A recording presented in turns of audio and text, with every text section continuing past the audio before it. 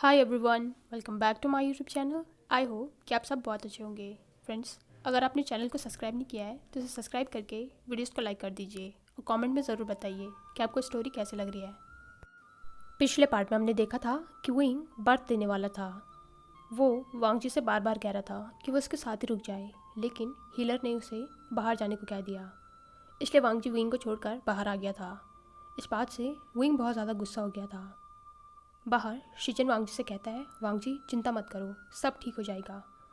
वांगजी बहुत ज़्यादा टेंशन ले रहा था क्योंकि अंदर से उसे विंग के चिल्लाने की आवाज़ आ रही थी। तभी अचानक कुछ देर के लिए बिल्कुल शांति हो गई। वांगजी तो बहुत ज़्यादा डर गया था। फिर उन्होंने बेबी की क्राई सुनी। ये सुनकर उसकी आंखों में आंसू आ गए थे। वो शिजन को देखकर कहता है, ब्रदर वो मेरा बेबी है। इस पर शिजन कहता है, हाँ वांगजी, बहुत बहुत बधाई हो। उसके अंकल ने भी वांगजी को टाइटली हक कर लिया। वो कहता है, वांगजी मैं तुम्हारे लिए बहुत ज़्यादा खुश हूँ। उस पर वांगजी कहता है, थैंक यू अंकल। थोड़ी देर बाद हीलर ने दरवाज़ा खोला। वो उन सबको देखकर कहती है, आप सब लोगों को बधाई हो, हंगुंजन को बेटा हुआ है। सब लोग बहुत ज़्यादा खुश हो गए थे। वांगजी दौड़कर अंदर गया तो उसने देखा कि एक हीलर ने उसके बेबी को अपने हाथों में पकड़ा हुआ है। वो जल्दी से विंग के पास गया जो कि अनकॉन्शियस था। हीलर कहता है, वो बहुत ज़्यादा थक गए हैं इसलिए अनकॉन्शियस हो गए हैं, लेकिन ठीक है, आपका बेबी भी हेल्दी है, क्या आप इसे देखना चाहेंगे? वांगजी ने बेबी को अपने हाथों में लिया। उसे बहुत ज़्यादा डर लग रहा था। ये बेबी इतना छोटा है, वो इसे कैसे संभालेगा? तभी शिजन भी उसके पीछे से आ गया। वांगजी शिजन को देखकर कहता है, ब्रदर ये कितना छोटा है और कितना प्यारा है, मुझे डर लग रहा है, कहीं मैं इसे गिरा ना दूँ। उसकी आंखों में आंसू थे। शिचिन उसके कंधे पे हाथ रख के कहता है, वांगजी तुम एक बहुत अच्छे फादर बनोगे, मुझे पूरा यकीन है। उसने उस बच्चे के गालों को छुआ जो बहुत ही ज़्यादा क्यूट था। शिचिन उसे देखकर कहता है, ये बिल्कुल विंग की तरह है। वांगजी ने सॉफ्टली उसके फॉरहेड पर किस किया। चिरन हीलर से कहता है, आशन कैसा है? इस पर हीलर कहते हैं, वो बिल्कुल ठीक है, थोड़ी देर बाद होश में आ जाएंगे। फिर वो वांगजी को देखकर कहते हैं, हंगुंजुन आप इनका ख्याल रखिएगा और हाँ, बेबी को उसकी माँ के पास रहने दीजिए, अपनी माँ की वार्मथ से वो हेल्दी रहेगा। वांगजी ने इस पर नोट किया और उसने उस बेबी को विंग के बगल में रख दिया। शिचेन और चिरन वहाँ से चले गए थे और वांगजी अभी भी विंग के जागने का इंतज़ार कर रहा था।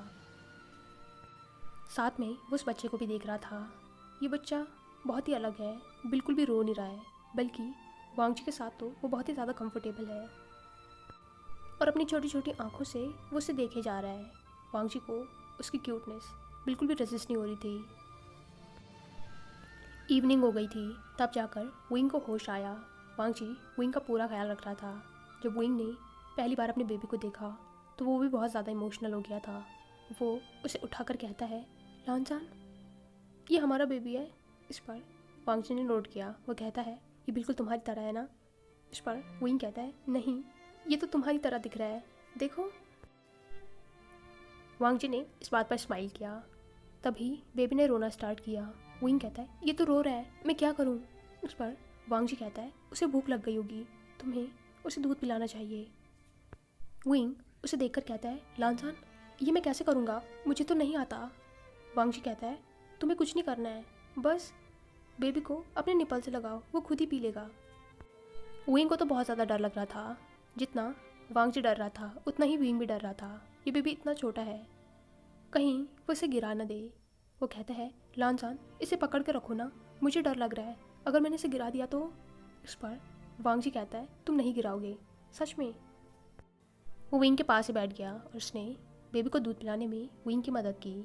विंग कहता है, लानजान मैंने सोचा नहीं था, हम दोनों को तो कुछ भी नहीं आता है।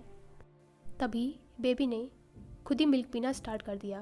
वांगजी कहता है, मैंने कहा था ना वो खुद ही पी लेगा। विंग ने अपना हेड उसकी चेस्ट में रख लिया था। वो कहता है, लानजान हम इसका ख्याल कैसे रखेंगे? इस पर वांगजी ने उसके फॉरहेड पर किस किया। वो कहता है, हम सीख जाएंगे। विंग ने उसकी तरफ देखकर स्माइल किया। वो कहता है, देख लीजिए हंगुंजुन, अब आपकी जिम्मेदारियां बढ़ गई हैं, अब आपको सेक्ट की ड्यूटीज़ तो देखनी ही है, साथ में दो बेबीज़ का ख्याल भी रखना है। वांगजी ने एक बार फिर से उसके चीक पर किस किया। वो कहता है, मैं पूरी तरीके से तैयार हूँ, मैं तुम दोनों का बहुत अच्छे से ख्याल रखूँगा। विंग ने अपनी बॉडी वांगची के ऊपर लीन कर ली थी। उसे अपने लानजान पर पूरा भरोसा है, वो सच में एक बहुत अच्छा फादर बनेगा। मिल्क पीने के बाद बेबी सो गया था। नेक्स्ट डे जब मैडम यू और जियांग फेंगबियन को पता चला कि विंग ने एक बेबी बॉय को बर्थ दिया है तो वो सब लोग बहुत ज़्यादा खुश हो गए थे। जियांग चेंग कहता है इस बार तो मैं भी उस इडियट से मिलने जाऊँगा।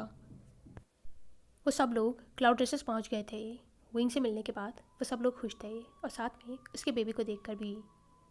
जियांग फेंगबियन कहते हैं कुल प्रमुखलान बाकी सेट को कब बताएंगे। इस पर शिचन कहता है हमने सोचा है कि जब भी बेबी की नेमिंग सेरेमनी होगी तभी हम बाकी सेट को बुलाएंगे। वेंचिंग विंग को देखकर कहती है विंग क्या तुमने इसके लिए नाम सोचा है। इस पर विंग कहता है हाँ मैंने सोचा है। हम इसे प्यार से आईवान बुलाएंगे और कर्टिसी नेम तो लानजान ही देगा। कुछ दिनों बाद ही आईवान की नेमिंग सेरेमनी रखी गई।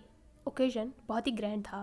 इस बार उन्होंने सभी सेट को बुलाया है और वैसे भी कल्टीवेशन वर्ल्ड में खुशी का माहौल है। जब से सबको ये पता चला था कि वेन रूहान मारा गया है, सबकी खुशी का ठिकाना ही नहीं था क्योंकि वेन रूहान ने सब लोगों के नाक में दम करके रखा था और अब जब वो नहीं है तब सब लोग बहुत ज़्यादा खुश हैं क्योंकि अब किसी को भी ये चिंता नहीं है कि कोई उन पर हमला कर देगा। विंग के लिए सब लोगों की नज़रों में इज़्ज़त और भी ज़्यादा बढ़ गई थी क्योंकि एक वही है जिसने वेन रूहान के आतंक से उन सबको मुक्त कराया था। क्लाउड ड्रेसेस ब्यूटीफुली सजा हुआ था। सभी सेट के लोग आ रहे थे। पूरा दरबार बैठ चुका था। सब लोग अब विंग वांगजी और उनके बेबी का इंतज़ार कर रहे थे ताकि उसकी नेमिंग सेरेमनी हो सके और सबको पता चल सके कि हंगुनजुन ने अपने बेटे का क्या नाम रखा है। लेकिन यहाँ कमरे में विंग वांगजी को देखकर हंस रहा था। वांगजी उससे कहता है तुम मुझ पर हंस रहे हो। इस पर विंग कहता है मैं तुम पर हंसूँ नहीं तो क्या करूँ। तुम तो बोल रहे थे कि तुमने पेरेंटिंग पर बहुत सी बुक्स पढ़ी है, क्या यही है तुम्हारी पेरेंटिंग। तुम तो इसे चुप भी नहीं करा पा रहे हो। इस पर वांगजी कहता है विंग इसे दूध पिला दो, शायद इसे भूख लगी होगी। इस पर विंग कहता है उसने पी लिया है। तुम ये मान क्यों नहीं लेते हो कि सिर्फ बुक्स पढ़ने से कोई भी प्रैक्टिकल चीज़ नहीं सीखी जाती है। तुम उसे मुझे दो, अभी देखो मैं उसे कैसे चुप कराता हूँ। वांगजी ने आईवान को विंग की गोद में दिया लेकिन आईवान और भी ज़्यादा रोने लगा। इस बार हंसने की बारी वांगजी की थी। वो कहता है अच्छा तुम उसे इस तरीके से चुप करा रहे हो। विंग आईवान को उठाकर कहता है तुम इतना क्यों रो रहे हो, हुआ क्या है तुम्हें, क्या तुम्हें कर्टिसी नेम नहीं चाहिए। बेबी अपनी बड़ी बड़ी आंखों से विंग को देख रहा था। विंग कहता है जब तुम इतने प्यार से मुझे देख ही रहे हो तो चुप भी हो जाओ, इतना क्यों रो रहे हो। दरवाजे पर मैडम यू और वेंचिंग आ गई थी। मैडम दरवाज़ा खटखटा कर कहती है विंग तुम कहाँ रह गए हो, सब लोग तुम लोगों का इंतज़ार कर रहे हैं। वांगजी ने दरवाज़ा खोला। उसने मैडम यू को बो किया। आईवान अभी भी रो रहा था। मैडम यू जाकर कहती है क्या हुआ, ये इतना क्यों रो रहा है। इस पर विंग कहता है देखिए ना माँ, इसे पता नहीं क्या हो गया है, ये सब कुछ लानजान की गलती है, उसने इसे रुला दिया। मैडम यू ने वांगजी की तरफ देखा तो वांगजी जल्दी से कहता है नहीं ऐसा बिल्कुल भी नहीं है, बल्कि वो तो रो ही जा रहा है। मैं उसे चुप कराने की कोशिश कर रहा हूँ लेकिन वो नहीं हो रहा है, मैं क्या करूँ। तभी मैडम यू ने विंग की गोद से आईवान को ले लिया। मैडम यू ने आईवान को चेक किया। वो कहती हैं तुम लोग बिल्कुल बच्चे हो, कोई इस तरीके से बच्चों का ख्याल रखता है क्या। ये कपड़े किस तरीके से पहना रखे हैं, उसे अनकंफर्टेबल महसूस हो रहा है इसलिए वो रो रहा है। वेंचिंग कमरे में थोड़ा अंदर गई तो उसकी नज़र टेबल पर रखी कुछ बुक्स पर गई और उसने उन बुक्स को उठा लिया और वो ज़ोर ज़ोर से हंसने लगी। वो कहती है ये बुक्स कौन पढ़ रहा है। उस पर विंग कहता है मेरी नहीं है, ये लानजान के हैं। वांगजी को बहुत ही ज़्यादा एम्बैरेसिंग फील हो रहा था। उसने विंग की तरफ ग्लेयर किया। तभी वेंचिंग कहती है ओ तो हंगुनजुन सीख रहे हैं कि उन्हें बेबी का ख्याल कैसे रखना है। अब तो वांगजी को और भी ज़्यादा एम्बैरेसिंग फील होने लगा। जब मैडम यू ने ये सुना तो वो बहुत ज़्यादा खुश हो गई थी। फिर वो वांगजी को देखकर कहती है मुझे बहुत ज़्यादा खुशी है कि तुम एक अच्छा फादर बनने की कोशिश कर रहे हो।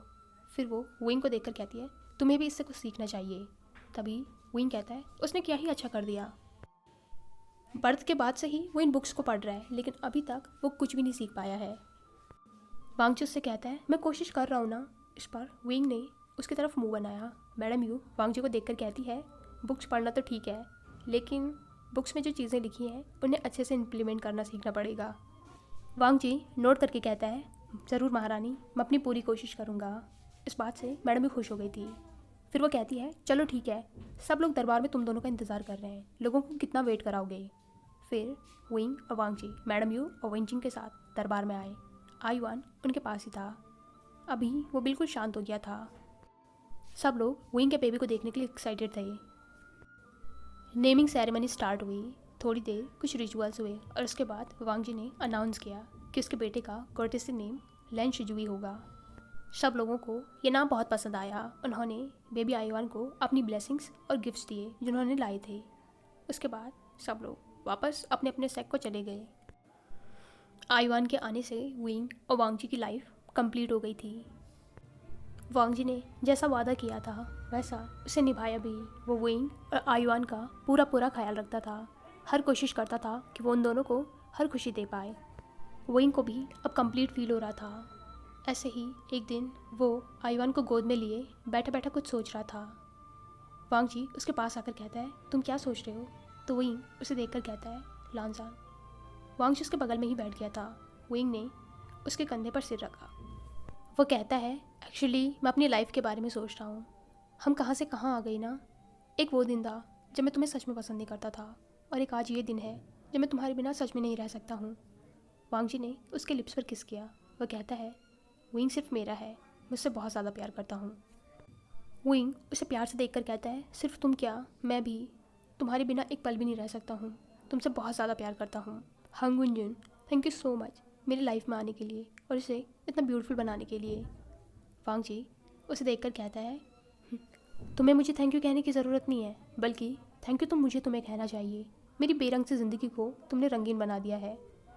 अगर तुम मेरी ज़िंदगी में नहीं होते ना तो आज भी मैं बस हंगुंजुन रह जाता, जिसका काम सिर्फ कल्टीवेशन वर्ल्ड को प्रोटेक्ट करना रह जाता। लेकिन तुम मेरी ज़िंदगी में आए और तुमने सब कुछ बदल दिया। मुझे एक फैमिली दी जिससे मैं इतना ज़्यादा प्यार करता हूँ। विंग वांग जी को देखकर स्माइल कर रहा था। सडनली वांग जी ने उसे किस करना स्टार्ट किया। पहले तो वो किस सॉफ्ट था, लेकिन धीरे धीरे दोनों ही उस किस में डूबने लगे। दोनों को ही ख्याल नहीं था कि बेबी आयुन उनके साथ ही है। वो दोनों एक दूसरे की टंग को सक कर रहे थे। तभी आयुआन ने अपनी बेबी नॉइसेस की, जिससे वो दोनों अलग हुए। विंग उसे देखकर कहता है, लानजान, तुम कितने शेमलेस हो, अपने बेबी के सामने मुझे कैसे किस कर सकते हो। इस पर वांग जी का मुँह उतर गया था। वो कहता है, हाँ, कि किस मैंने किया, वो तुमने किया। इस पर विंग कहता है, हंगुंजुन, तुम क्या अपने बेटे को यही सिखा रहे हो। वांग जी ने उसे अपने पास खींच लिया। वो उसे टाइटली हक करके कहता है, मैं उसे यही सिखाऊंगा। विंग कहता है, तुम सच में शेमलेस हो। उसने आईवान को ऊपर उठा लिया था। आईवान उन दोनों को देखकर गिगल कर रहा था। वांग जी उसके चीक को पिंच करके उसे किस करता है। वो कहता है, तुम इतना ज़्यादा खुश क्यों हो रहे हो। आईवान हवा में अपने हाथ पैर हिला रहा था और लगातार अपने मुंह से बेबी नॉइसेस निकाले जा रहा था। विंग कहता है, मुझे बहुत मज़ा आ रहा है। लानजान, क्या तुम्हें नहीं लगता इसके गाल बहुत ही सॉफ्ट है, मुझे इन्हें बाइट कर लेना चाहिए। इस पर वांग जी कहता है, हाँ, हिम्मत भी मत करना, अगर तुमने मेरे बेबी को बाइट किया तो मैं तुम्हें छोड़ूंगा नहीं। तभी विंग आईवान को लेकर उड़ गया। वो वांग जी की तरफ देखकर कहता है, मैं करूँगा, तुम क्या कर लोगे। और वो आईवान को लेकर कमरे में इधर उधर दौड़ने लगा। आईवान तो खुशी से आवाज़ें कर रहा था। वांग जी भी उसके पीछे पीछे दौड़ रहा था। वो कहता है, विंग वांग जी को चिढ़ाने के लिए आईवान के गालों को पिंच कर रहा था और उसे बाइट करने का प्रिटेंड कर रहा था। बेबी आयुन को देख के लग रहा था कि वो भी ये सब कुछ बहुत ज़्यादा एंजॉय कर रहा है। वांग जी उन दोनों को खुश देखकर बहुत ही ज़्यादा खुश हो रहा था। एट लास्ट वांग जी ने विंग को अपनी गोदी में उठा लिया।